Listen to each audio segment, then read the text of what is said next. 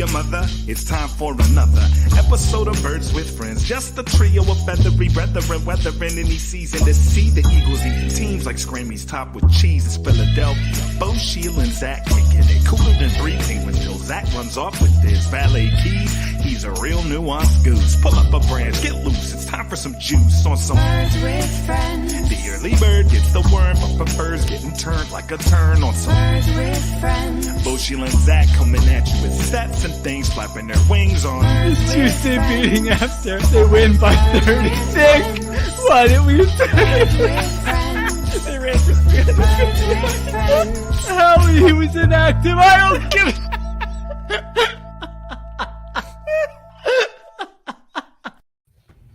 Hey YouTube viewers, check out our sponsors in the description below the video.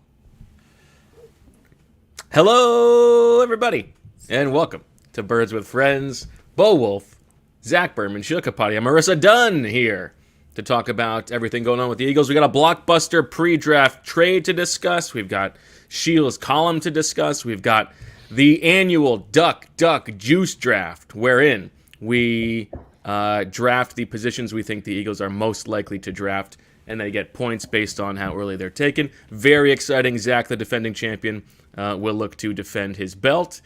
Most of all, Sheil says he wants to talk about, who did you want to talk about? Christina Aguilera. So why don't you start with that?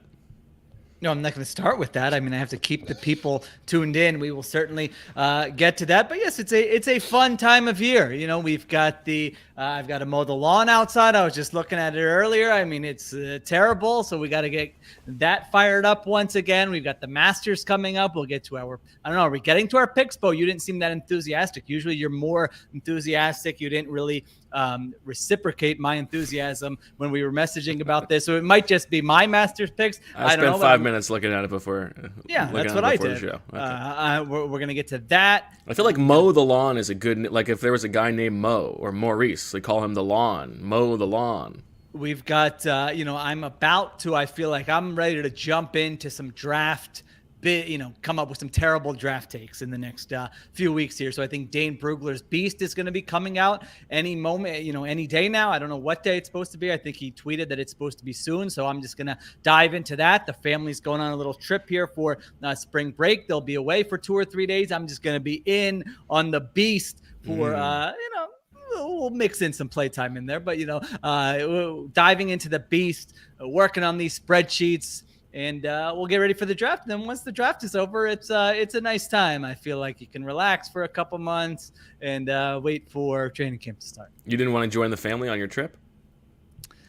Well, I can't get into everything, but it's a little complicated. It would have been a little bit too much of a time commitment with stuff I have planned work-wise. I would have loved to accompany them, but we got some stuff in the works for when they get back to do around here. I believe the Bermans are making some moves next week as well. Yes, we're let's air it out here. We are going away with my in-laws the end of the week, but I will be. Hang out with Mickey and Goofy, among other things. Yes. Oh. Yes. And so, no, it'll be a nice time. He's got his eyes on Minnie over here. Very much looking forward to this podcast. Love draft season. I've been geared up for the draft for a few weeks. Obviously, the trade that the Eagles made this week adds a whole nother dimension to it. Also gets us juiced up for next year's draft too. So a lot to discuss. Certainly, my family's trip this weekend is not among it. All right. Let's get into the trade, which breaks on Monday. A blockbuster of sorts as far as pre-draft trades go. For the second year in a row, Howie Roseman and the Eagles moving out of moving out of a first-round pick about a month away from the draft in order to accrue future value. They send 2 of their previous 3 first-round picks, 16 and 19 overall, along with a 2022 sixth-round pick to the Nolans Saints in exchange for number 18 in this year's draft, a third-round pick in this year's draft, a first-round pick in next year's draft, and a second-round pick in 2024, and also a seventh-round pick in this year's draft. So I think if you sort of break it up, you can think of it as the Eagles trading a 6th and 19 for a 7th and 18. You set that aside, and then what the real deal is they're sending the 16th overall pick in exchange for a first-round pick next year, a third-round pick this year, and a second-round pick in 2024. Zach, what did you make of the deal? And, were you doing something interesting when the news broke? I really like the trade. We wrote about it. You can check that out on our Grading the Moves column. I shouldn't say we had been discussing for months now that the Eagles would want to have future flexibility, trade back, but it's easy to sit here and say they should try to get a future first.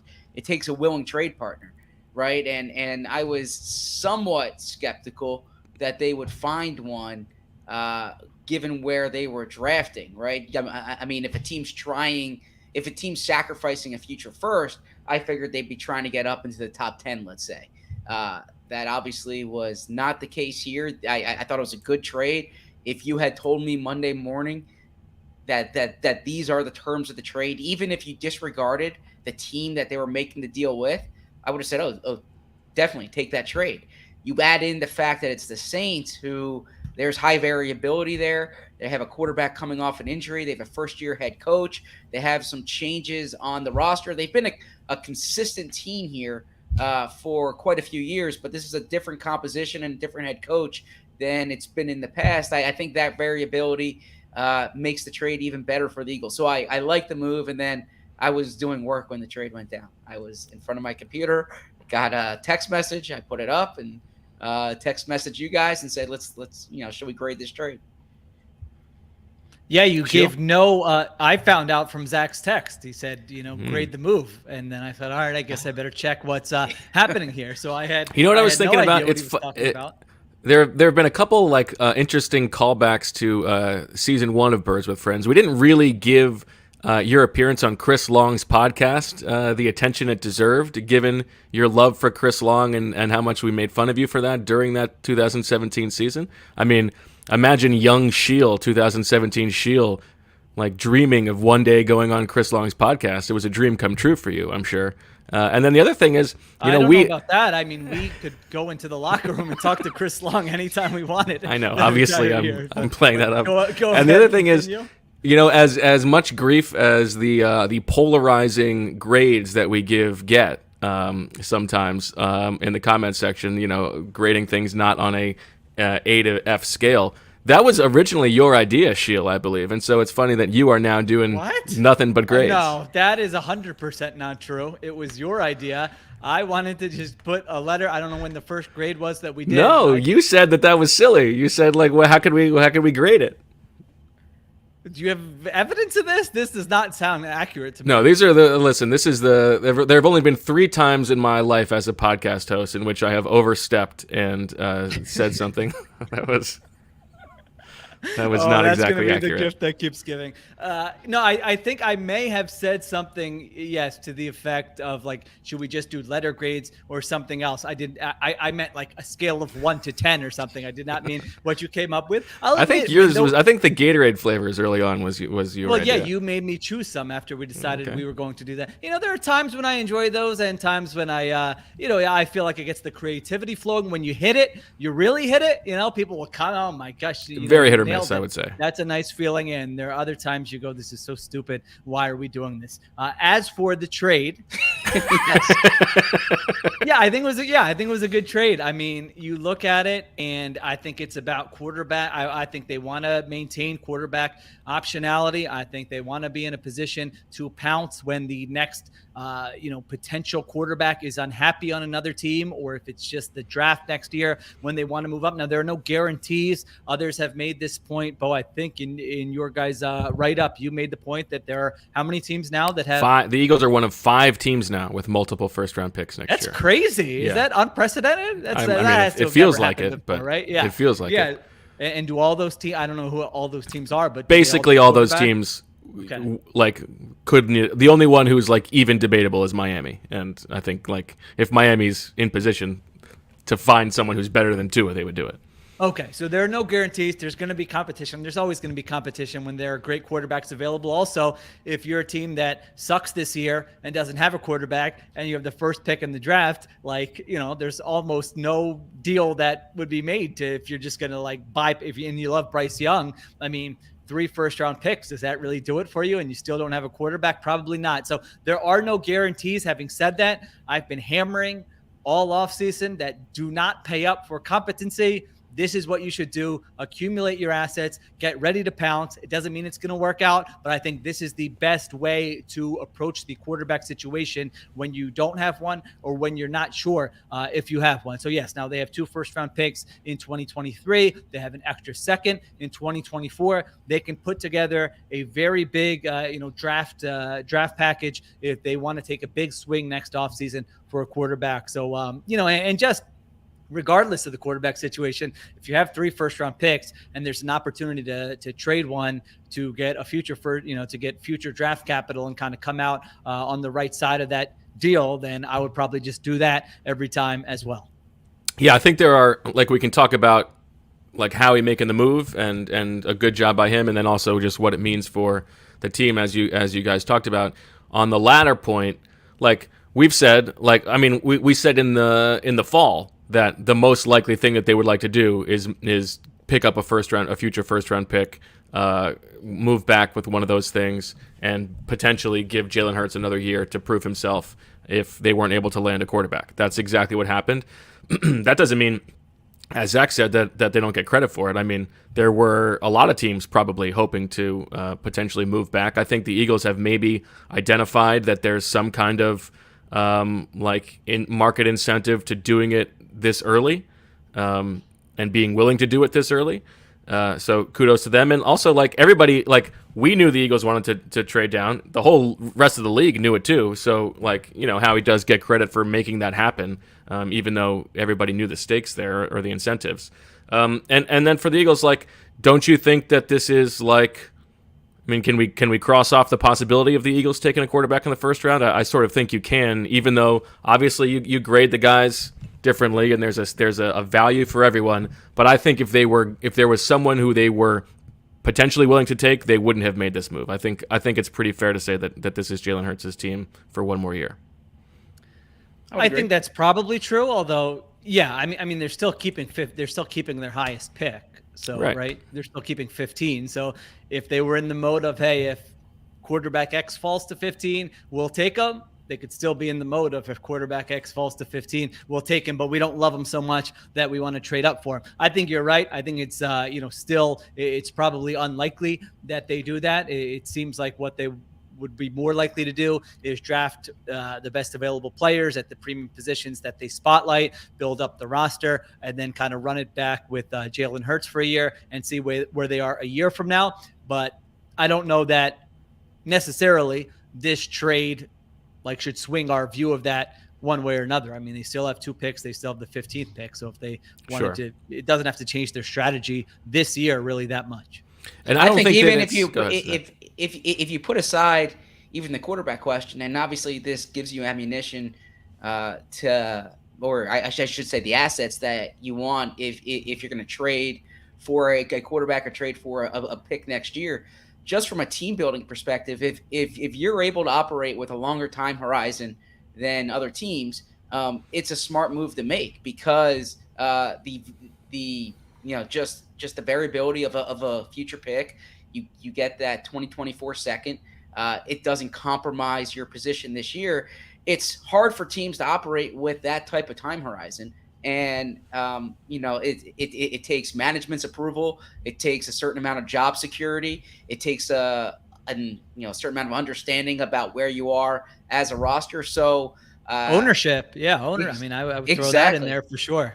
Exactly. So I think that, it's part of being in a league with 32 teams is that every team is operating under kind of a different situation about where they are, about how they want to operate. And I don't want to say the Eagles took advantage of that, but what you saw were 2 teams that are dealing with different time horizons here. And I find it a very peculiar move for the Saints because even if they think they're better than we think they are and the market seems to think they are, Like they're not in a. Are they really in a position to be like pushing their chips in? Very odd. Very. I'm curious to see what they're going to do with those picks. I mean, this is a team that lost. We can probably identify 5 head coaches that every year are going to give their team an edge with their offensive scheming, play calling, game planning. And Sean Payton was one of those guys, and he's gone. I mean, that's a huge deal. Their offense could be a total disaster this year. They don't have an answer at quarterback. They're bringing back Jameis Winston here. And also, even Marcus Williams, Teron Armstead, Malcolm Jenkins, right. All these guys. Yeah, I was going to say, I mean, defensively, Malcolm Jenkins, I feel like he was definitely a declining player, but I do think he was still kind of, I don't know if glue guy is the right term, but when Chauncey Gardner-Johnson is about to get thrown out of a game, like Malcolm Jenkins, I felt like was the guy who could grab him and be like, dude, just chill for a second. I mean, they lost 2 starting safeties there with Jenkins and Marcus Williams, who really complemented each other very well. They lose their defensive play caller in Dennis Allen. I mean, I don't know if he's still calling plays or not, but he's going to be the head coach now. So I thought Dennis Allen has probably been one of the best defensive coordinators in the NFL over the last 3 or 4 years. I mean, their defense has been good every single year, and he's been really creative. And he doesn't have maybe the marketing power of some of the other coordinators in the NFL, but I thought he did a great job as a defensive coordinator. So yeah, they are now they're not in a great division. I mean, the Falcons and Panthers could legitimately be. Oh no, Claire, that wasn't Malcolm Jenkins slander. Please, I still think we don't give enough credit for, we don't make fun of, I should say, the reports of them getting rid of Malcolm Jenkins to hand the team over to Carson Wentz. Yeah. I mean, that was laughable at the time. Make it his locker room. Called it out as laughable at the time, and years later, my gosh, does it seem, even more laughable. So this is a pro Malcolm Jenkins podcast. But anyway. The betting markets have the Saints over under as 8 wins. And I was going through and looking at how many teams had a worse over under. There's only 11. So if you go by that and, as kind of a baseline, that would be the 12th overall pick next year. Obviously, it's not going to go exactly according to plan, but it's a nice way to kind of look at it. And so you're probably going to get a better pick than you're giving away this year. It's tough to do the different draft charts, and there's probably a project out there for a smart analytical mind to figure out how do you discount the points for next year's pick, because there's a lot of variance there when you look at the different charts. Some people, like I saw, someone had said you discount an entire round, which I thought seemed crazy to me. Maybe it's not crazy, I don't know, but that's I'm sure the Eagles have their own model or their own chart internally, but it doesn't seem to be disparate from like what the market value has been. There haven't been a lot of like trading out of the round entirely situations recently, but it doesn't seem like the Eagles got like ridiculous value. I think it's good. It's good value. It's fine. I would agree with that. Yeah, I didn't think it was like one of the most lopsided trades ever or any. I mean, you're giving like you said. I think we have to get that distinction of they traded a first round pick this year. They didn't trade back in the first round. Right. Exactly. This year. Right. They traded like 100 picks back to the third round. Right. So I agree. Anything else on Howie the deal maker, Zach? Because the story of him moving up for Carson Wentz. He talks about like making those things happen at the combine. Obviously, he was at the owners' meetings last weekend. I'm sure this is the scenario that he was shopping. Do we give him more credit for that? As far as more credit, I think we give him appropriate credit. I think this is what Howie does well, right? Every GM has strengths and every GM has weaknesses. And I think Howie does a good job of understanding the marketplace and B, being creative in trying to put trades together. This is a little flex here. I wrote a story. It's been 10 years now, 2012, around this time, for the New York Times on. Wow. Longest tenured member. Are you listening higher up? On Howie Roseman as a trade maker, right? And because at that time it was so rare in the NFL, and I actually remember speaking to Sheil's boy John Schneider for that story, because they had just pulled off this Daryl Tapp, Chris Clemens deal, was it? Sure. Yeah, that actually worked out well for Seattle. Yes. But the Daryl Tapp, I believe, a member of D'Amico Ryan's defensive coaching staff. Yes, Is that That's correct? right. You Yep. see him on the sidelines. Yeah. But the reason I bring that up is because Great smile on Daryl Tapp. At the time, it was viewed as such like a rare thing for a general manager to be this aggressive making trades, and Howie had like by far the most trades in the NFL at that point. You just look at this offseason, more teams are willing to do this now. More players are being traded, more picks are being traded. You referenced the amount of teams that have multiple first-round picks. Obviously, a big deal was made about the fact that the Rams traded all these picks and won the Super Bowl. So Howie spoke last week at the owners' meetings about, zigging when other teams are zagging. And I don't think this is a case of doing that, but I think having that type of flexibility, being nimble, is something that Howie does well. Not just the smile with Daryl Tapp. I enjoyed his whole demeanor. Yeah. He seemed like a real pleasant guy to be around, I thought. And in our whereas limited my interaction. understanding is Chris Clemens was the opposite. Okay. Well, there you go. Chris Clemens once pantsed Chris McPherson in the middle of a training camp practice. Sorry if Chris Clemens, if you're listening and want to respond to that, you're welcome anytime.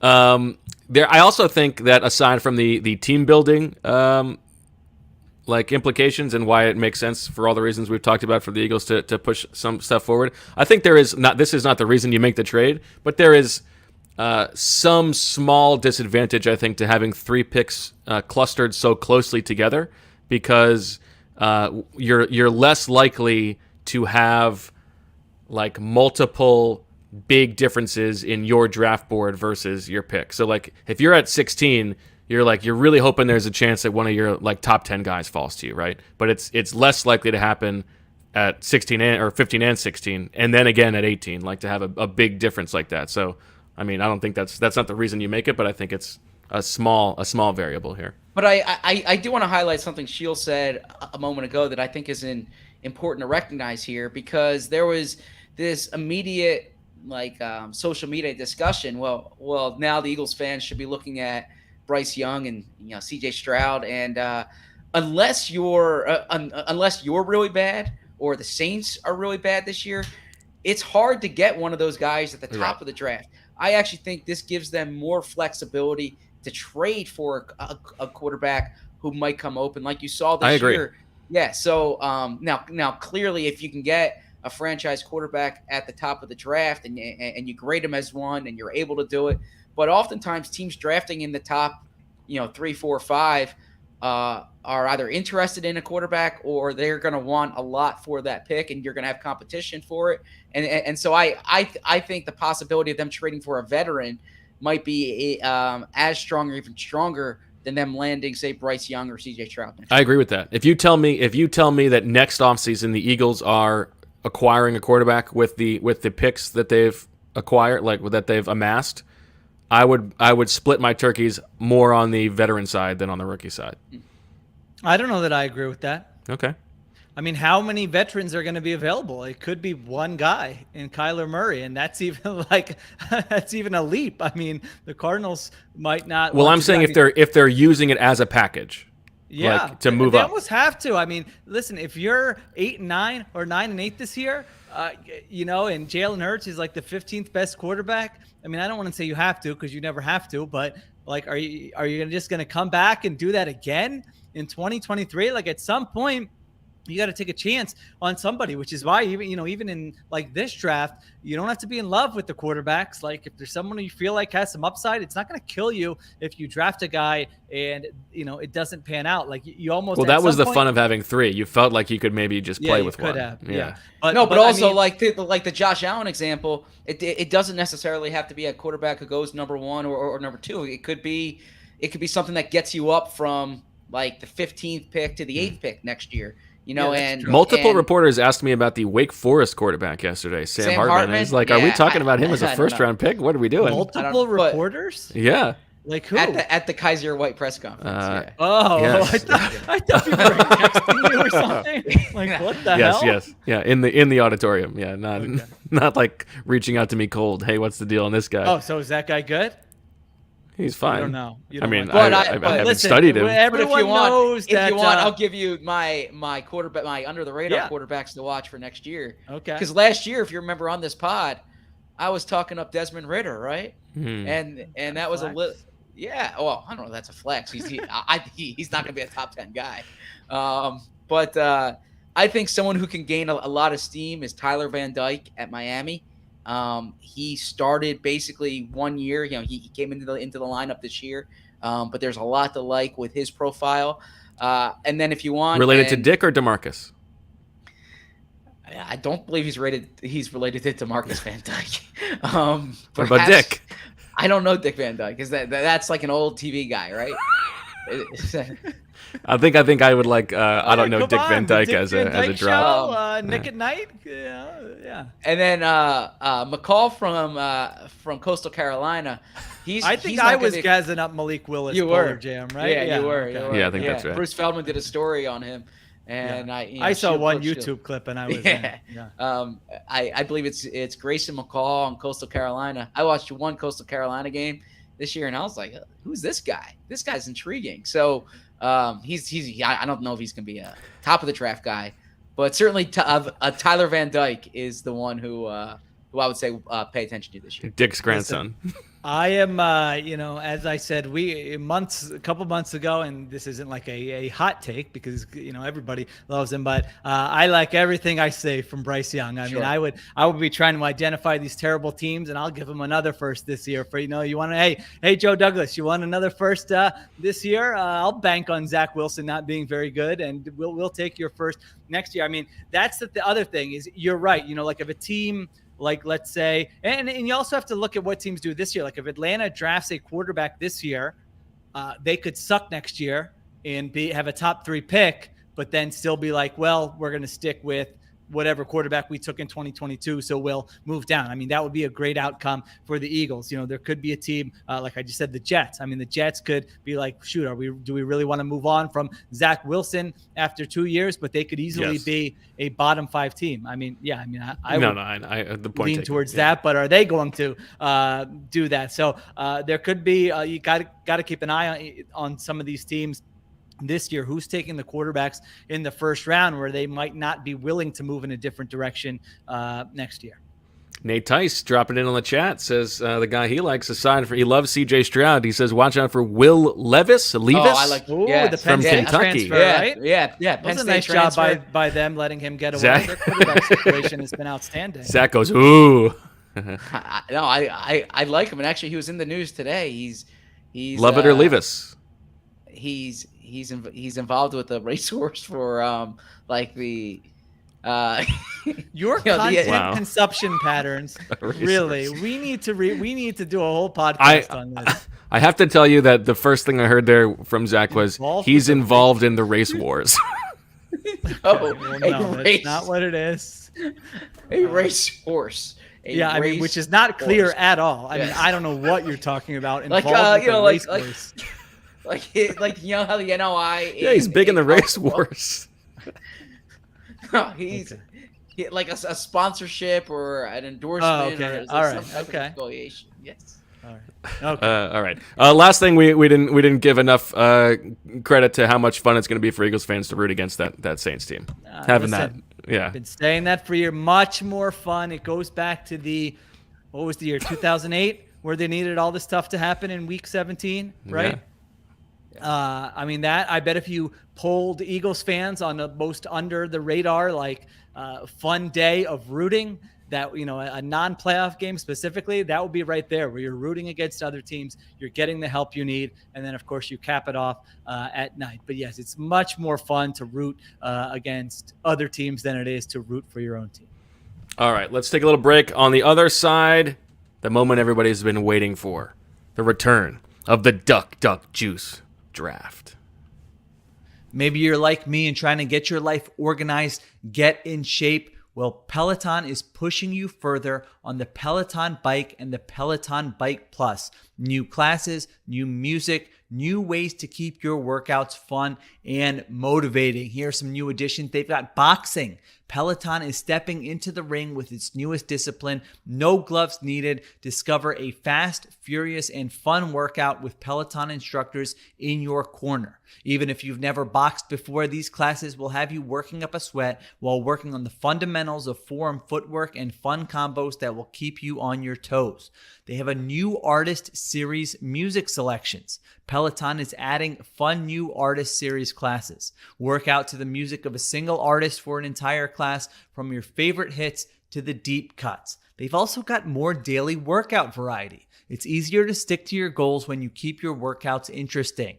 Peloton has a workout for every goal, day, and mood. De-stress from a long day with 30 minutes of strength and 20 minutes of cardio, or do a quick 15-minute total body class before work. Stay motivated while having fun with bike workouts, yoga, meditation, dance cardio, and more. Visit onepeloton.com to learn more. That's ONEPELOTON.com. It is hard to imagine, but spring is almost here. We are so close to feeling that soft grass under our feet, but first we need to get our lawn back. Thankfully, Sunday gets your lawn growing and helps to keep it healthy all season long. Worried about all the chemicals you're using to keep your yard looking its best? Traditional lawn care lays down 90 million pounds of pesticides each year. Sunday is different. They're on a mission to change how people care for their yards. Sunday can help you grow a beautiful lawn without the guesswork or the nasty chemicals. Their custom plans include fertilizer and everything you need to easily care for your lawn. And with ingredients like seaweed, iron, and molasses, you can feel good with kids and pets being around. All you have to do is visit getsunday.com, put in your address, and their lawn analysis tool does the rest. They then use soil and climate data to create a personal nutrient plan delivered to your door when you need it. Just attach the ready-to-use pouch to a garden hose and spray. It takes less than 15 minutes. Best of all, this stuff really works. And Sunday is offering our listeners 20% off. Full season plans start at just $129, and you can get 20% off at checkout when you visit getsunday.com/birds20. That's 20% off your custom plan at getsunday.com/birds20. All right, back on Birds with Friends. Bo Wolf, Zach Berman, Sheil Kapadia, Marissa Dunn. As we transition to draft season in full here on Birds with Friends, it's time for the first of our 3 pre-draft drafts. Now, do you think you need to rethink these, some of these annual exercises? It may be time to switch it up. I mean, you know me, every two or 3 years, I like a change. I get bored easily. I just feel like some of this has maybe, I'm not saying you got to redo all of them, but I think there might be an opportunity. And we'll get through draft season. Like Howie Roseman says, this is like our season ends after the draft. So maybe after the draft and some of that downtime, we can revisit some of our annual. You want me to just leave the show? Games. Should I just not be on the show anymore? Get the creativity flowing. Change them up. I'm not saying you have to get rid of. I put in the work on the front end so that I don't have to think about new games every offseason. Maybe we can do some type of exercise where we have listeners vote on which of these should we get rid of? Which of these should we keep? Yeah, they're gonna get rid of me. That's what's gonna happen. No, the games. Not but they're gonna turn it into getting rid of me. Too. Yeah, we could do that too. Okay. All right. Sorry. Just something to think about. All right. Well, I thought about it, and I reject the premise entirely. Well, go to Helsinki. All right. Well, so majority rules. So ZB and Marissa, they're afraid of you. Look at them. Yeah. So it's funny. People love this game. I received a text message yesterday from a reader who said, please do away with these stupid grading games. Let's stick to standard school grades. A text message? Yeah. And, so this is somebody you know. Wow. Yeah, this was Jeffrey. And I said it, and I said, you need to pick your battles. That's a losing battle. Yes. Ooh, interesting. Not really sticking up for his boy there. No, I just meant like throw me under the bus. I'm not throwing anyone under the bus. I didn't say it was your idea. I'm getting it from both sides here. It could very well be my idea. You get to decide the grading scale sometimes. Bo shook Well, here. Okay, I think poor I did Bo. say. I mean, if we want to air this out, I said, should we go straight grades for this?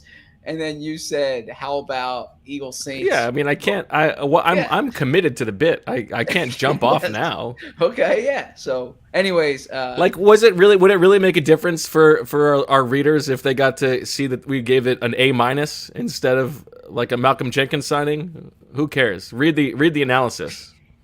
All right, let's go. So I bring that up as a way of saying I am not going to chime in on the elimination of the games. I like that it's a creative entry point to discussing the positions that they're going to draft. Yeah, I'm happy all of these games serve a purpose. Okay. People seem to love a duck juice. People like a duck juice in the comments. Yeah. Now, okay. yeah, So we'll get rid of some other ones. the three of us each won one of the games last year. So Sheil, you won Owl, which is when Really? we I predict feel like the I was specific shut out. players who the Eagles will draft. I mean, listen, I've been pretty hot with some of those. You You have been good at that. I got a Jack Driscoll. Like if you got a 2 Jack years ago, Driscoll, two years we would ago, you hear nailed about it. that every show. I mean, you would have a Probably Jack so. Driscoll jersey in the back there. Yeah, I just pick Yeah. a Jack Bill Driscoll. nailed one of their worst drafts in recent history, right? That's right. He nailed Listen, I'm John picking Rager. what they're picking. Yeah, that's true. I'll take credit for that. But yeah, you are the two-time defending champion in that. I won the turkeys to the kingdom. Zach won Duck Juice. Now, for new listeners, Duck Juice, we have the 12 position groups. We are going to draft how likely we think the Eagles are to draft players from that position. And a point is awarded in inverse order of the draft order. So if your position is drafted in the first round, that's 7 points. Second round, 6 points. Third round, 5 points, so on and so forth. Eagles, of course, have 10 picks in this year's draft, including 2 first-rounders, a second-rounder, 2 thirds, a fourth, 3 fifths, and a 7th. They may continue moving around, but a lot of points on the board in the Duck Juice draft.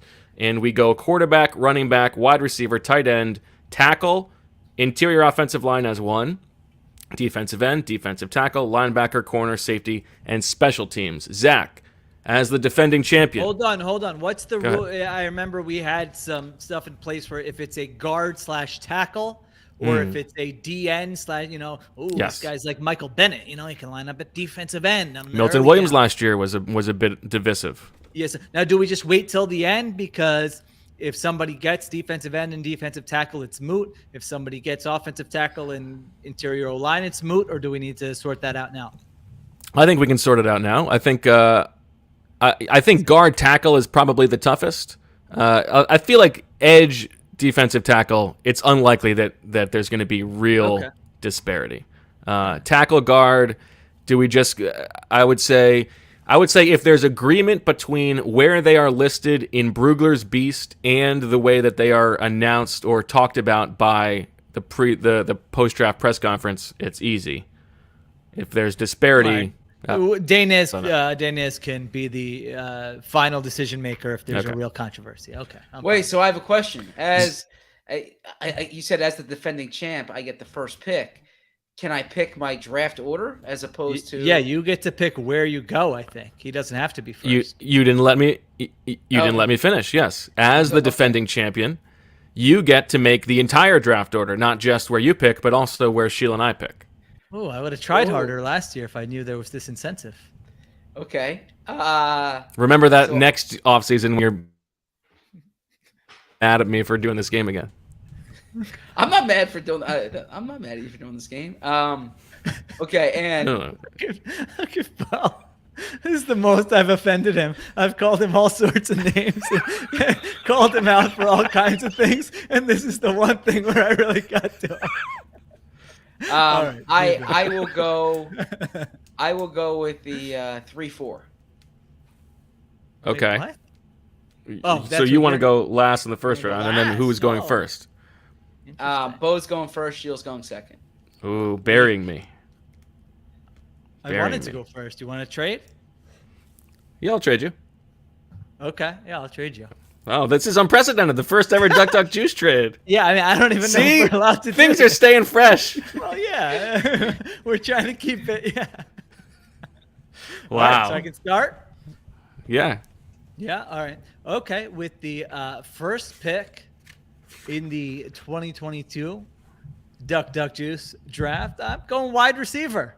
I thought this was pretty easy for me. I mean, there's a chance they take it. I feel like a solid chance they take one in the first round. And even if they don't, they're going to take one at some point. You could certainly take multiple wide receivers. I believe it's the most drafted position that there is. So, maybe you hit on some late rounders as well. And so, I spent about 5 minutes on this before we started, and I have wide receiver at the top of my board here. And I thought that was a pretty easy one. Have you guys found? Have you started doing work on the top receivers yet? Is there? No. Okay. Theoretically, I've got a big spreadsheet of past players that I'm working through to try to figure out some parameters that I'm looking for. But we've got Nate Teice in the chat. He gave us the guys he likes at the combine. So. And if I can ask you guys a quick question guy. here, in terms of a team building question, at wide receiver, we have spoken in the past about don't draft a player based on those you have on your team already, right? Just take the best player and make it work. Now, we said that almost in conjunction with when they took Jalen Reagor and they wanted someone who can play on the outside because they wanted to play 12 personnel, that kind of thing. Considering the fact that Devontae Smith is a building block player, do you take him into account when considering the other wide receivers? Do you want someone who's different in terms of body type, in terms of playing style than Devontae? Or are you just saying, give me the best group of wide receivers and let Sirianni figure it out? I think you always get in trouble if you are trying to look for a very specific type and not just trying to find the best player. And so if Devontae Smith's clone was on the board, you wouldn't just want the two of them on the field together. Wouldn't that be great? You really need a guy with a different skill set. I think the draft is about getting the very best players that you can into your system. This is the most important thing you can do talent-wise for your franchise. I don't think you consider how they fit with other guys too much, and I definitely don't think that you overvalue how they're going to fit in the scheme, because I'm worried about this from what they're talking about on defense. Jonathan Gannon might be a head coach next offseason. I'm not too worried about how they're going to fit into his scheme. That's what free agency is for. The draft is about getting the best guys you can. This is your chance to control that cost. I agree with that. I always thought the whole, build the wide receiver core like a basketball team. I never really bought into that. I mean, I would just say it's not like one guy is only good at one thing. Devontae Smith is not a specialized player. He's a route runner. He can get downfield. He can help you on third down. He can play outside. There are a lot of different things he can do. And so, I would say just take whoever the best player is. I think wide receiver was a good pick there, Sheil. Although would you have wide receiver first or no? I'm not sure what I was going to do. Would you go with what you're about to go here? Well, I think I probably would have, but I think you're right that they are going to draft a wide receiver. It might not be in the first round, it might not be till the third or fourth round, but there's no chance that they don't. They have to. Now, the one draft theory that I dislike, or I shouldn't say the one that I dislike is this notion that there's so many good wide receivers, you can wait around for the position and get a good one in the middle rounds, right? If there's one that you really like in the first round, you take him in the first round, because the delta between him and the guy you're going to get in the third round, that's the same logic that the Eagles once applied to picking Donnell Pumphrey. Now you could argue, well, they just picked the wrong running back. If they took Marlon Mack, if they took James Conner, the logic would stand that it was a deep class in 2017. I just don't think you can operate on this idea that you're going to get the receiver that you want in round 3 or in round 4. If there's one that you love who you think could be a difference-making player in round 1, you take him and you don't worry about what the board looks like in round 3 or round 4. Well, it's interesting you say that. Numbers on this, weren't you working on something with this, Bo? Yes. So I was just going to say. So I one of the things that I did, I went back and looked at, and I'll do something on the site with this next week. But all of the initial Pro Bowlers, so guys who made the first wave of Pro Bowl teams. This Mitch Trubisky doesn't count, an injury replacement. All of those guys and first team All Pros over the past 10 years. All of those players at every position. I went through where they went in the draft, what conferences they came from. And wide receiver is one of the most drafted first round positions, right?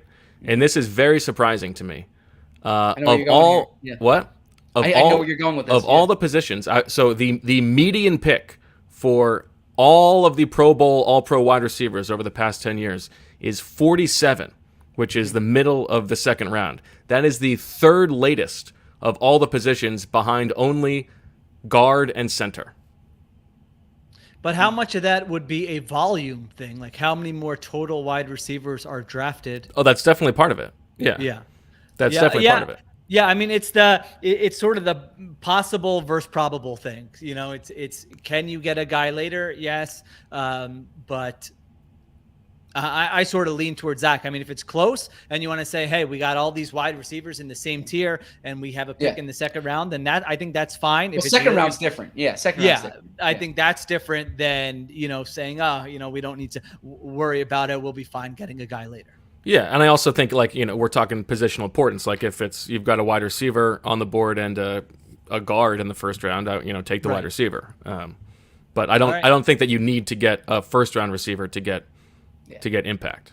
Yeah, I mean, I think so. I think your second round pick should be an impact player. I mean, and to what we talked about with Sheil's rankings, it's hard sometimes to differentiate between, say, like the 23rd player on your board and the 31st player on your board. But there should be a difference between, say, the 23rd player on your board and the 95th player on your board.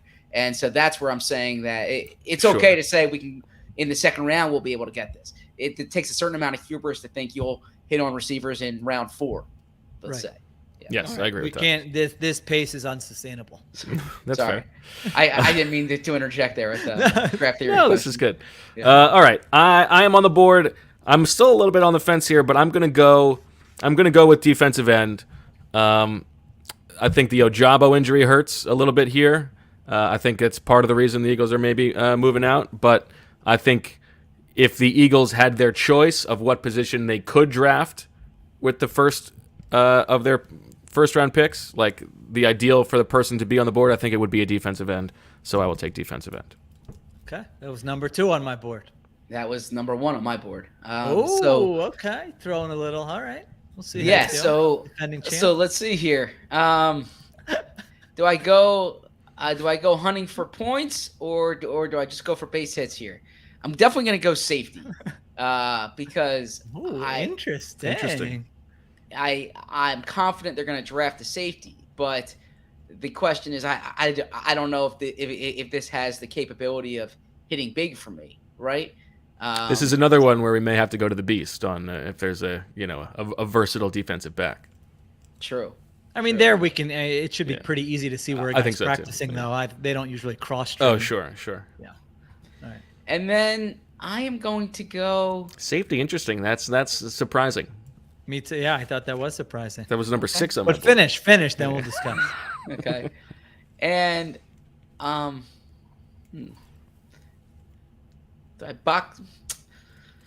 don't think I'm going to win the game this year. Already? Wow. You know what the problem is? This is a trouble spot for Zach. Going 3rd in the first round. This is the Trey Thomas selection. This is the Trey Thomas spot. That's true. You should have just taken one. Well, I should have gone 1 or 2, so I could land the end or wide receiver, right? But why'd you so aggressively choose 3? Yeah. Right. So You'll do fine. You'll do fine. I mean, he seems very distressed. I'm going defensive tackle here. Okay. All right, I like that one. And because I think there's a chance their first round pick is a defensive tackle. There's a few intriguing D tackles in round 2, and I think actually the draft kind of falls off after the top of the board at defensive tackle. We spoke to some people behind the scenes last week who kind of thought this was a weak D tackle class after the top. So I guess safety is more of my base hit one, right? They're going to draft a safety. I just don't know where. D tackle is where I'm going for boom or bust potential. Yeah, I feel like we'll give analysis at the end because you don't want to give away any strategy about what you thought about other. Now, well, I think once the position goes off the board, then you can talk about it. But yeah, I was doing my top free agents for 2023. I like that column. And I was looking. Fletcher Cox and Javon Hargrave are both free agents after the season, right? Yeah. Yes. Yeah, so that's like that's probably a very, I don't know if it's under the radar or not. I feel like we haven't talked about it a lot, but I almost wondered if they would extend Javon Hargrave like in the months ahead. Yeah, I think there's they a good will? chance they might do that even just Okay. as a salary cap thing, push money Yeah. forward. Yeah, That's that's sort be of a wise move. He's 29 or 30, I believe. Played well last year. Seems like a good. I think this is his age 29 season. Teammate. Checks all those things. So yeah, that would not be a bad move if they. If I wanted to know a little bit more about like his upbringing, where could I read about that? On The Athletic, there was a. Oh, sorry, I should have linked to that. That's a bad job. No problem. Have you guys done any Jordan Davis work yet? I haven't done work on Theoretically. anything. Okay. All right. If you Curious want now. you want to know what free agents are I available? would can be tell in you on that. Jordan Davis for the Eagles at 15. Okay. By And the I'll tell way, you who I'm out yeah. on. Devontae Wyatt. Yeah, because he's old, right? Yeah. Yeah. He's a geezer. Quick thing on Sheil's 23? Sheil's free agent 24. column. A thing that jumped out to me on Sheil's free agent column was the amount of quality safeties there are on the market. I think you had 4 in your top 16. Oh, is that true? I didn't even realize that. Yeah, I mean, you had Fitzpatrick, you had Jesse Bates, Derwin James was lower than I expected. Deeks. I think Derwin James was 16th on your board. I And mean, I thought he was gonna be higher. Yeah, he's played 36 games in 4 Yeah, years or something. yeah. I mean, I love Derwin James. Yeah, I had him as an I think I put him on my all pro team at the end of last year, but just the injury stuff kind of scares me there with him. So I wonder too if that's something I don't think the Eagles should take into consideration, right? But when they gave Anthony Harris the 1-year deal this year, I wonder if they thought about who's going to be on the market next year as well. Well, the safety market has been very strange. Marcus Williams did not get as much money as I thought he would at $14 million, where Jamal Adams is the highest paid safety at $17.5 million. And Tyrann Mathieu still being out there is just stunning to me, man. I thought he was going to be first 24 hours, a team was just going to target him and go after him. And that hasn't happened either. So it's been sort of a tough one to figure out in recent years. But yeah, I think you can say for those guys you mentioned, Zach, you're probably, Minkah Fitzpatrick to me is like definitely a 15 to 17, maybe resets the market type safety there. Jesse Bates is probably going to be in that $15-16 million a year range. So we'll see with the other guys. All right. I have a similar quandary to Zach, where there's a position I know the Eagles are going to draft at some point, and there's another position I'm not so sure they will, but I think is more likely to be an early round pick. And I'm going to go for the swing. I'm going to take cornerback. The Eagles have talked a lot about how happy they are with their young cornerbacks. They want those guys to compete for the job.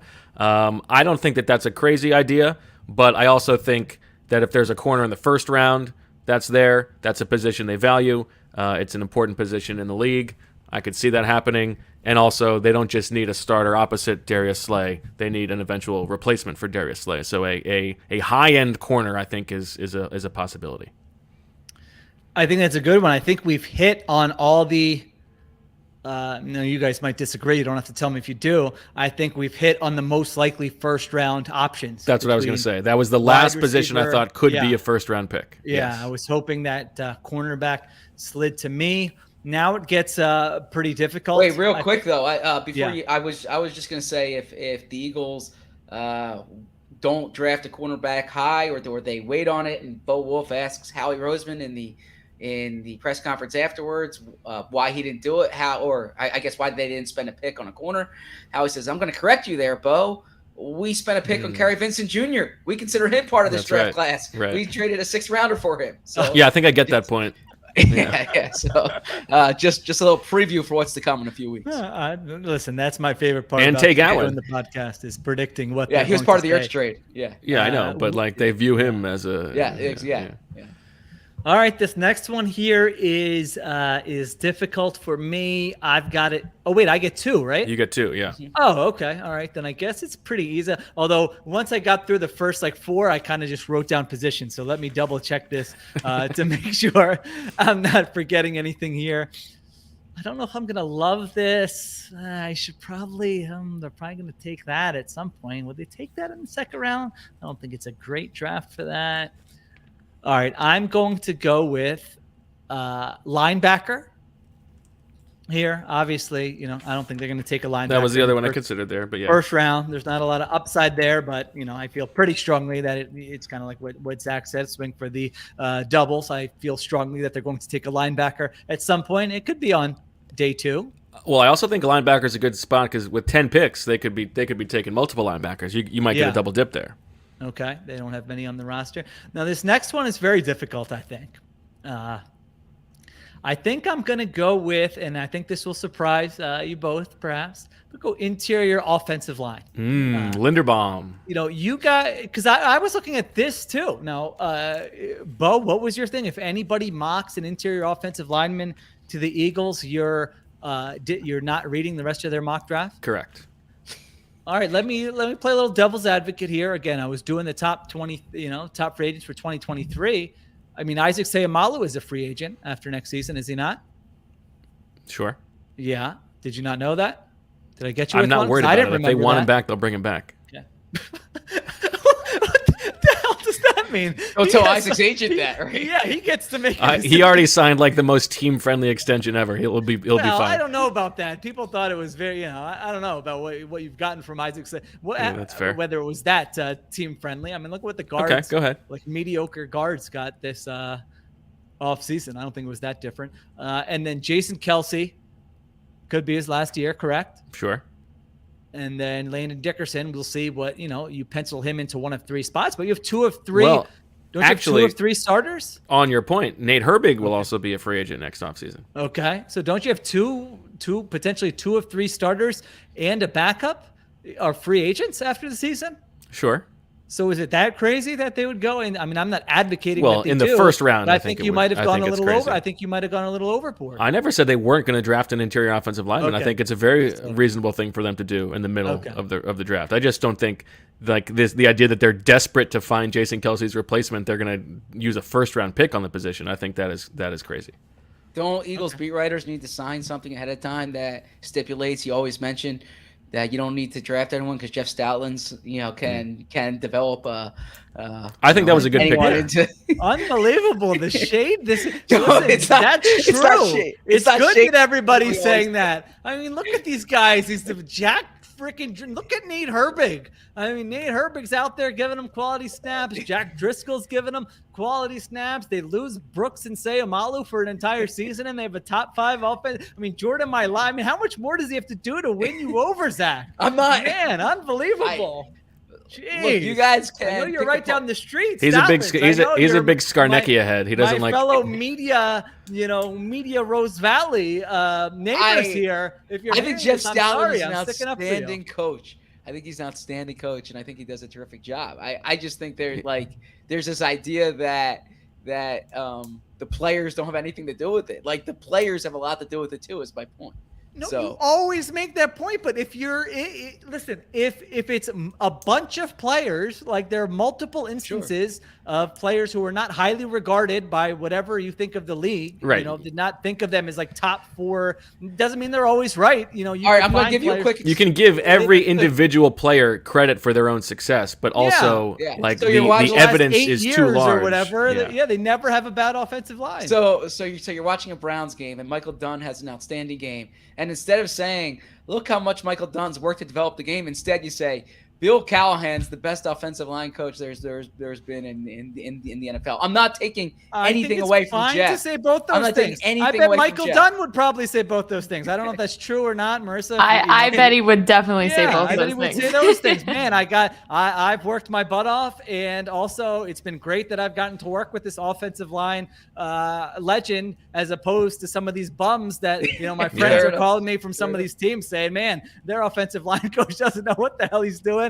I mean, players want coaches who make them better. Absolutely. Stoutland has a track record of making guys better. Like, how many offensive linemen have come in and underachieved and gone elsewhere and played well? I mean, that's an easy way to look at it. It's not there's always some mystery with how an assistant coach is performing. But, I mean, there aren't many that I can really remember of a guy who didn't work out here and then went somewhere else. And, I guess Ryan Bates, Bo's boy, would be one of them. And who knows? Maybe Stoutland wanted to keep Ryan Bates. Still mad about that. Yeah. All right. All right. Tough call here for me. I'll just tell you what I'm deciding between because I imagine Zach will take one between running back and tight end. I think the Eagles are more sure to draft a tight end. This is a good tight end draft class. A lot of good guys in the middle rounds, but I think they're potentially more likely to draft a running back early in like the second or third round. Your Miles Sanders replacement, get him out of here. I'm going to go...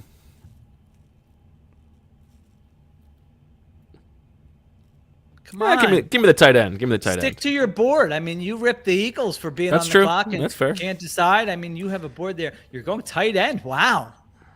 I mean, why would they take a tight end? They're going to take a tight Please end. explain it to me. All right, day 3, fine. I don't care. Why would they take? Is there a chance they take a tight end before day 3? And should I preemptively get upset about it? No, but I think it's a just paid your reasonable. tight I think it's a end reasonable 4th or 5th round pick. Yeah. The 6th or 7th will suffice. I mean, you just paid your tight end $14 million a year. He's a very good player. He's an all-around player. You don't need to play 12 personnel, even though I know Bo I know I was texting some numbers that They were the best offense in the league in 12 personnel last year. And they had in who was their second tight end. It didn't matter. Exactly. So listen, I agree with that. Put JJ Jack Arcega Stoll. Whiteside. Jack Stoll's the number. I agree with that. Put anyone out there. I do immediately regret not taking running back. So just for the record. Yeah, I thought that was a bad move, but we'll see what Zach does here. Maybe he'll still get a running back. No. So actually, the reason I wanted the 3-4 here was because there were 2 positions that I wanted to avoid. Yeah, You said that's you didn't reasonable. want the 3-4. Yeah. No, no. When I saw what came off the board, number 1 and 2, I said, I should have, I should preserve that. right. The reason I picked 3-4 I think at the beginning that's good was thinking. to avoid 2 positions at the end. That's where I said I might have overthought it, because I could have been like, a penny smart and dollar foolish here, right? Because like I'm chasing. Yes. So I'm gonna go running back and tackle here. I'm confident they're going to draft. Well, I shouldn't say confident. I expect them to draft a running back. I think actually Bo's boy from the Senior Bowl, Damian Pierce, is a good player. And He's a fun guy, man. He's fun. He's like be one of the intriguing guys I watched during college football season. I remember the one run. Why didn't I take running back or tight end? He got his helmet. Yeah, that was a bad pick. I mean, I almost took running back with my last pick. I can't believe you took tight end. Like running back's a lock. It's a bad pick. Yeah, but Pierce had the run where his like helmet got knocked off, and he just kept going and like charged into the end zone for a touchdown, and then went crazy. Like he seems a little nuts in a good way. So he would be a fun player. And then tackle. Look, they obviously are fine on the starting tackles. Well, tackle is not. It's the same as what Sheil was saying about the offensive line. I mean, Dillard is a free agent, and Lane Johnson, who knows how long he's going to play. Well, I was going to say if they trade Dillard, and I don't know if they will or not, but if they do trade Dillard, they don't really have anyone who can step in as like a as a backup left tackle. Raven Clark says. Brett Toth.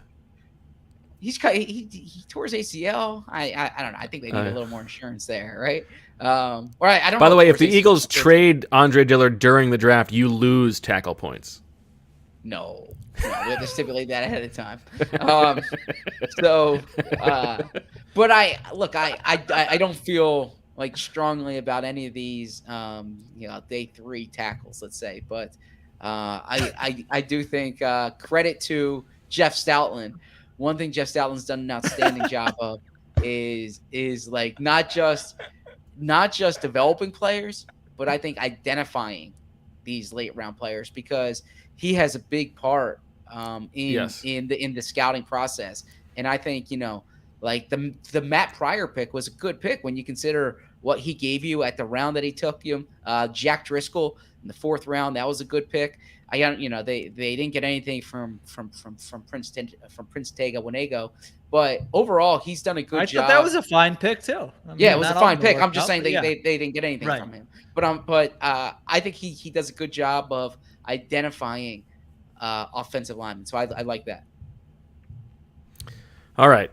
I thought those were good picks, Zach. Yeah. I think you did. Getting running back there was nice for you. It's true. This is going to be my version of Zach. I'm not going to be able to sleep tonight because I took tight end over running back. Charlie Kolar. I think there's a chance they draft a punter in this draft. It's a good punter draft, they say. Punter. And calm down. Analytics. Maybe we if they draft a punter, we should have Punalytics on. We will. I think show. we will definitely do that. Yeah. Aaron Sipos, not that great of a year last year, but I have to take quarterback over punter. If they take a quarterback in the fifth round, it's possible. So I'll take quarterback. I mean, Minshew entering the last year of his deal. Who knows what they think of Reed Sinnett? They could use a backup. I thought they're trading Minshew for 4 first-round picks. No? Yes, this is going to come back to bite me. I actually think they're going to trade Minshew for something more than they should be able to trade him for. And, their sort of theories on quarter are going to be rewarded because there will be a stupid team out there who's left without a quarterback. So maybe, they could trade Minshew. All right, Sheil. Would you like to announce your final selection? I mean, there's only one thing left. You just mentioned it. Yeah. Special teams. There you go. All right. So Sheil, wide receiver, linebacker, interior offensive line, and special teams. I have defensive end, cornerback, tight end, and quarterback.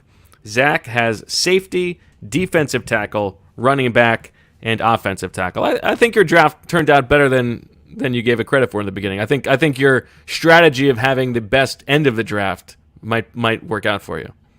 Thank you. I hope so. I think it's pretty even, actually, looking at this. I feel like everyone's in the mix here. Yeah. 2 first-round picks is a dynamic we've never dealt with before in this game, so that will be fun. All right. Little break, and then back with some wrap-up thoughts on Christina Aguilera. When the moment for intimacy arrives, you need to be ready. Roman ready. Whether you've been in a relationship for years or are just getting started, having the confidence that comes from preparation means you're free to enjoy the moment when the moment comes. Go to getroman.com/BWF now to speak to a U.S. licensed healthcare professional about erectile dysfunction and get $15 off your first month of treatment. ED is more common than most people think. In fact, 52% of men between the ages of 40 and 70 will experience some form of ED. Roman Ready is confidence personified. It is the self-assurance that comes from knowing you've prepared yourself for the moment when intimacy arrives. Roman's system is completely confidential and totally discreet, no big logos or labels on packages. With Roman, you can get free online evaluations and ongoing care for erectile dysfunction, all from the comfort and privacy of your home. A U.S. licensed healthcare professional will work with you to find the best treatment plan. If medication is appropriate, it ships to you free with 2-day shipping. Go to getroman.com/BWF today, and if you're prescribed, get $15 off your first month of ED treatment. Make sure you're ready to have confidence and control this fall. Roman Ready. All right, back on Birds with Friends. Sheil, before we get to your takes, you didn't get a chance to talk about Jeffrey Lurie's press conference. I wonder what your thoughts were. I know you wrote about it a little bit, but I mean the 3 examples of him overreaching. What did you think of that? I mean, that I know it's been talked about a lot, but I mean, come on. Who did he run that by beforehand as a talking point? It was a borderline offensive. Good idea. I mean, come on. You're the 3 times. How dumb do you think we are? Interest where Jordan Mailata, one of the best, probably go down as one of the best 7th-round picks in NFL history.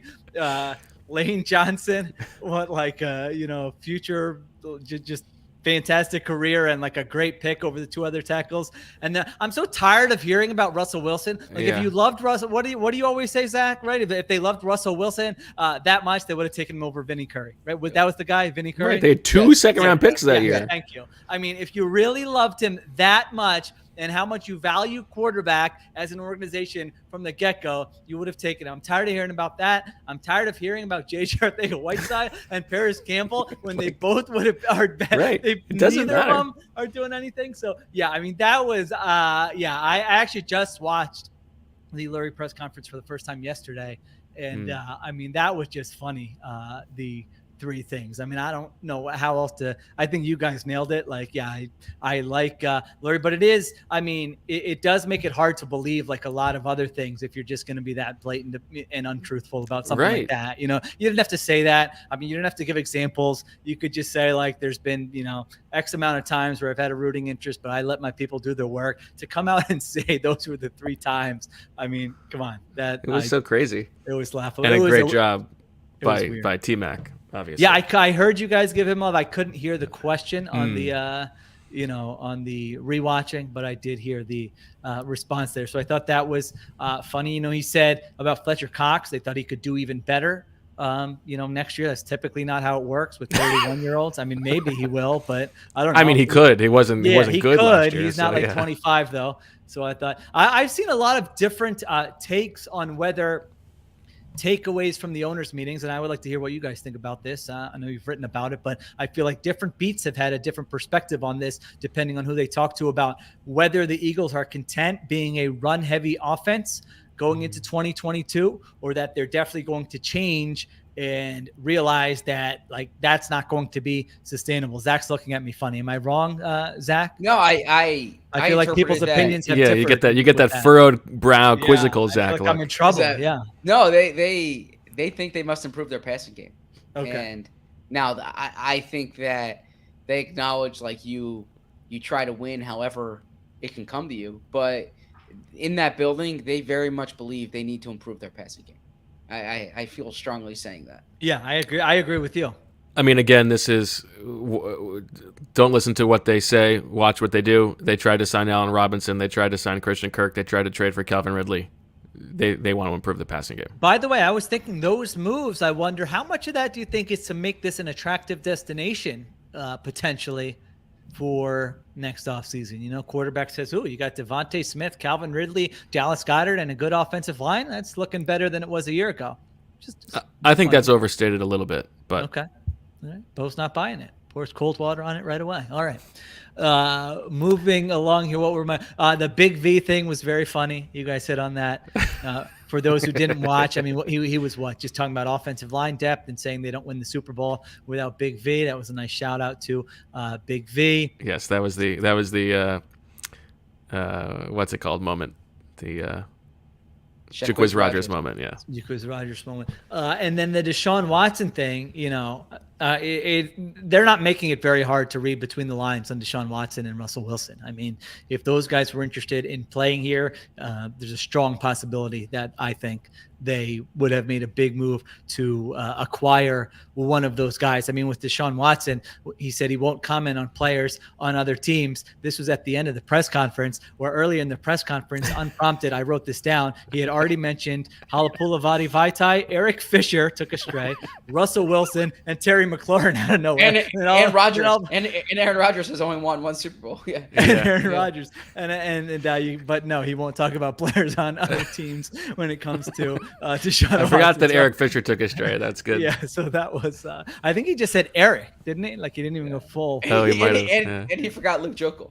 Yeah, we all had to it was like audience participation. We all filled in Luke Jokel for him. Yeah. So I mean, that was those were my takeaways from it. I wrote a little bit more about it, like you mentioned, on The Athletic, which people can subscribe. Of course, theathletic.com/birds with friends. ZB did a seven round mock. Bo's got some stuff in the works. So draft time is a good time to resubscribe. Maybe many of you subscribed last year with our big, in-depth story. Maybe that subscription ran out and you're wondering, do I want to re-up? I would say now would be a good time to re-up using that. Don't worry. Don't check it. It automatically re-ups. Don't worry. Okay. Well, that's how we get you. All right. There you go. Well, don't say Company that. man. Travel leftovers. What do you got there? Well, I think I want to just get to the priorities here. I mean, taking a break, an hour, 7 minutes. Aguilera, solo parenting, Masters picks. No. I think maybe just Aguilera and the Master. We got to get to that. Well, I'm curious in the solo parenting. I want to hear what your take is. Has anyone who uses Waze here? I don't think Zach wasn't a Waze man in Florida, right, Zach? I use Google Maps, but I have Marissa's Waze. raising her hand for the audio listeners. I use Waze. Yep. Marissa, have we used the Christina Aguilera voice on Waze yet? No, I didn't even know that have? was a thing. Do you just do the regular? Yeah, the regular voice. No, listen, either you got to go. Well, for me, I had the Indian uncle for a while, which was very enjoyable. But then I switched to Christina Aguilera. I mean, outstanding experience. And I know that no one is doing this because I tweeted about it. It was probably the lowest engagement I've got. I mean, you couldn't even get like 5 likes on that bad boy. So listen, it's right there for you. She gives you some life advice. You know, if there's an obstruction on the road, she tells you life is full of obstacles. It's how you overcome them that matters. My kids, you know, I've talked about this so much. They're like, do you have a crush on Christina? Yeah, I've really enjoyed this. I would recommend everyone like choose the Christina Aguilera option and then get back to me. Have you been stuck in traffic yet? And she tells you you're a genie in a bottleneck? You know what? I think she says something about genie in a bottle. I believe she incorporates. Okay. Stuff like that, or beginning of a ride, she'll really set it up for you when you get home. There's like a big congratulations type thing, so it's very nice. That must have been an interesting recording session for Christina to get all that audio in there. I'm available. Listen, I'm not going to say I have like dulcet tones, but I have an acceptable voice. I feel like for one of these things, audiobook, Waze, nothing. All right, I'd like to get in the studio. Yeah. All right. I'd like that for you. Christina Aguilera. All right, Bo. So you looked at the master slate for 5 minutes here. Marissa and ZB, feel free to chime in. I don't know if you have any takes here or not. No. Golf I betting. do love the song they play, like when they preview it, when they're like the George. Oh yeah, yeah. But that's my only Masters take. Yeah.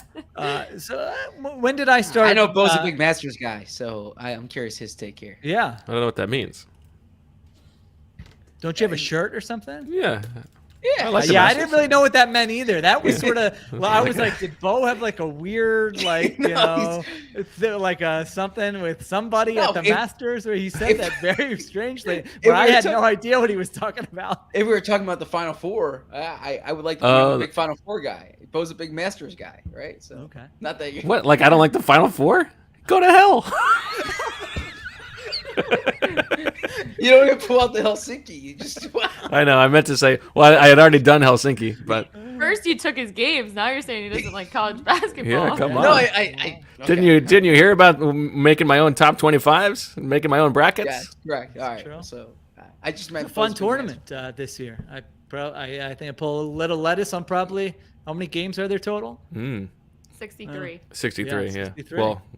Yeah, I didn't not including the play-ins. Yeah, little lettuce. Zach made bank at halftime of the national championship game. What did he do? Put Kansas money line at halftime. Where's the text? Come on. I don't want to give you betting advice. I mean, you just say I'm doing this, and I mean, knowing me, I'll be like, oh yeah, I'll throw a little something on that. I just thought I got a little Kansas. He's now in the running. He's now in the running to buy the Eagles from Jeffrey Lurie. Okay, very nice. I am very much a golf betting rookie. I just pick my guys for the majors, but I love it because I feel like you want to pick 3 to 5 guys in the beginning, and then if they all suck it up, guess what? Saturday morning, you get to start over. Good bet midway event. Yeah, you get to do. I know Bo really enjoys a like a Saturday morning. You like a Friday morning. You like every round doing a little something. Yeah, one little. Right? Yeah, I haven't done a ton this year. I've been much less into the golf season than years past because the year-long golf league that I did is no longer going. So it's like really affected my fandom. But okay, I'll be tuning in. All right. Also got my rotisserie baseball draft, National League only on Thursday. That's what's really on my mind. I've got 3 guys here, and I'm willing to put it, add a couple more to this. So if you have strong feelings about this, if you feel like somebody has a strong Birds with Friends connection, by the way, go ahead. Latest Abbott Elementary, they said garbanzo. Yeah, I'm just saying. Did they really? Not in the context we do. Okay. But I think there could be a writer or something, Philly based. So we're making our way to those. We got Dave, Abbott Elementary. Is there another one in there? I don't know. Okay. All right. Zach looks very bored already. No, I've got 6 guys to win and 2 guys for long shot, top 10, top 20. 8. Okay. All right. So I'm going to give you mine, and then you give me yours, but also give me the 2 that you want me to add to my card. All right. Okay. So the one sort of in the favorite tier, Colin Morikawa, I feel like he's getting gassed up too much. I don't like it. Everything I listen to or see, they're saying Morikawa. I just bet on Morikawa every tournament. He's the official golfer of the Kapadia family. Naya likes a Morikawa. I like a Morikawa. And so I'll probably do a little, outright top 5 and a top 10 on a Morikawa. I've got him in there. I think there are 3 guys here who I have at plus 2,000 who like they're the heavy favorites is a little bit recency bias weighted. You've got your Cam Smith, who's very good, your Scotty Scheffler, who's very good up there. But these 3 guys who all, if they are playing well, are the best golfer in the world. So I have Morikawa in there as well. Well, give me the other 2 now. Xander Schauffele and Brooks Koepka also there. I feel like long shot now bets. do you like a Koepka? I feel like Koepka's not your kind of guy. No, I do not. I do not like a Koepka. Okay, but you respect his game. Yeah. Okay. Respect the game. All right.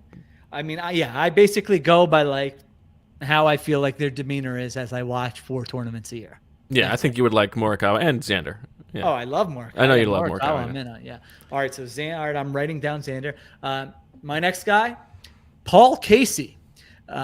He's got great golf shirts. Every tournament, he's got a shirt that I want. I love that. And he seems very jolly. I mean, the guy is always smiling. I feel like out there, this could be wrong. Again, I watch 4 tournaments a year. That's it. But I'll probably do, a outright top 5, top 10, and top 20 on a Casey. Casey and Morikawa, I feel like I've won money on both of them previously.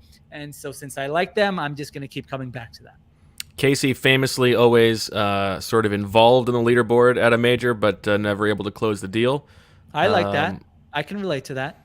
He's a bit of an interesting character in that he's like become more American than English. Like he's sort of turned his back on the European tour to some degree. And all right, I have no issue with that. Okay, just letting you know.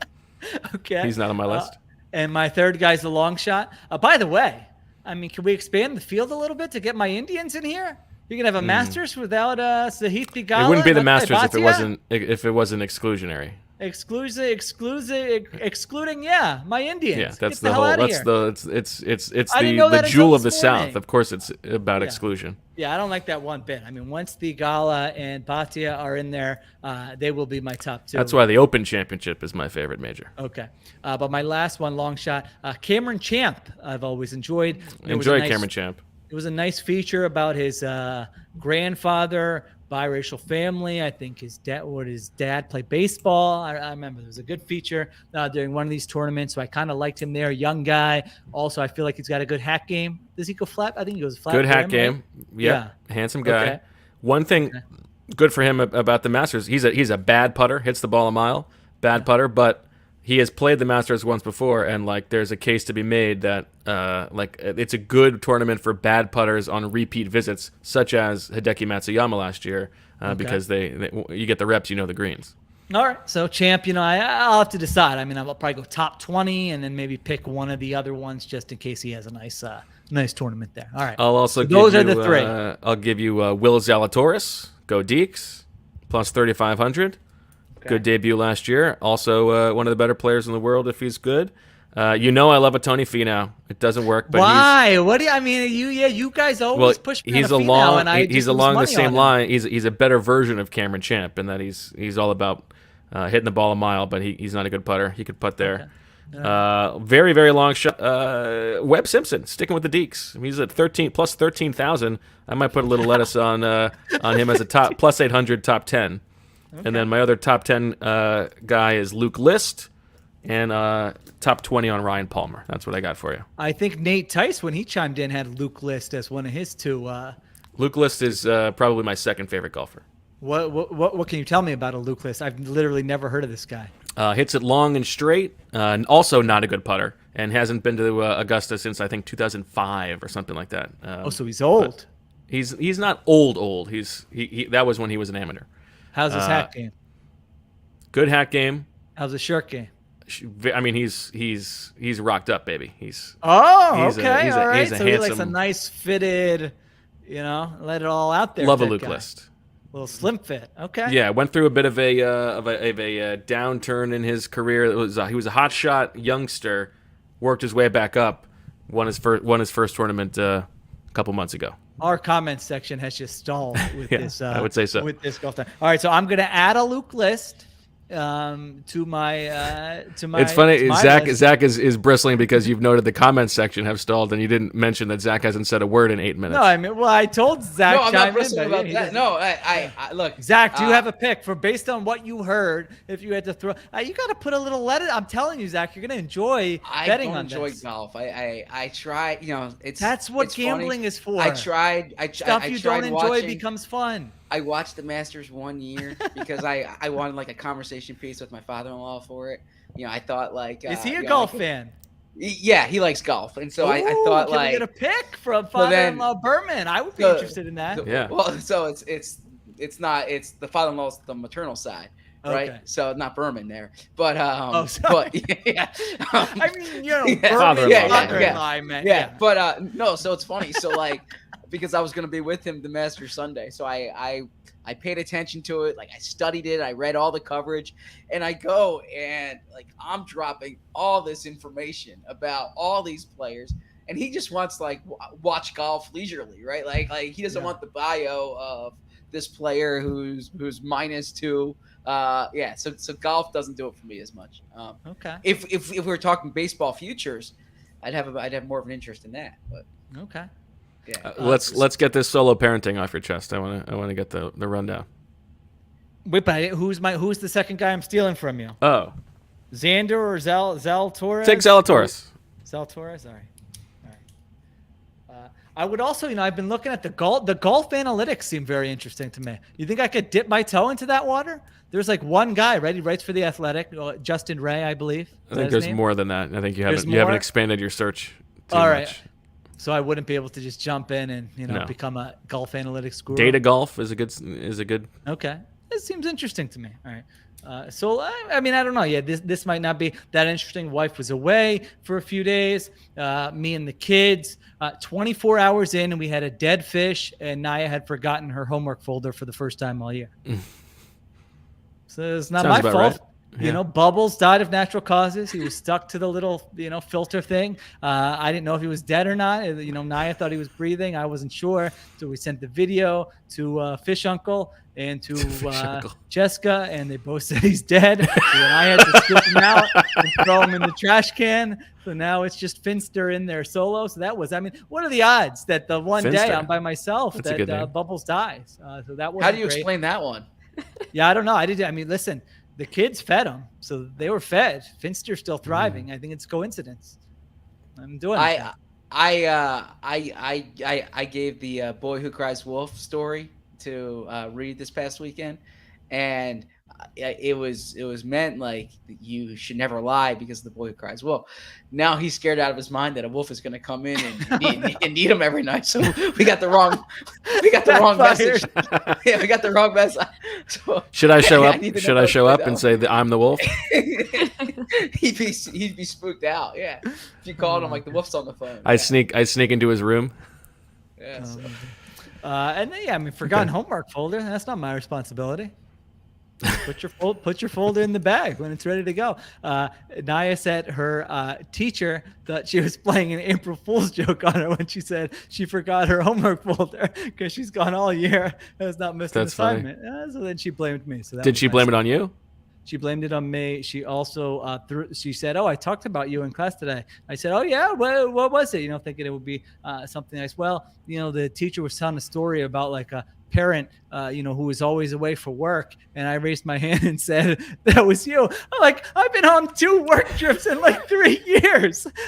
Come on, I'm not going anywhere. But yeah, so I got thrown under. The other morning, we had a nice time. A drop off on Monday, I had done laundry for the kids, and they have their nappers for daycare, and they're like they come in these sleeves, like there's a blue one and a red one, and I accidentally switched up which one goes in which, and I still haven't heard the end of it. It's like they came out like, oh, we had a little thing today. Casey was upset, but we figured it out. And like yesterday, then the next day, he's like, Daddy, why did you switch up the nappers? Like, it was a mistake. We all make mistakes. I'm sorry.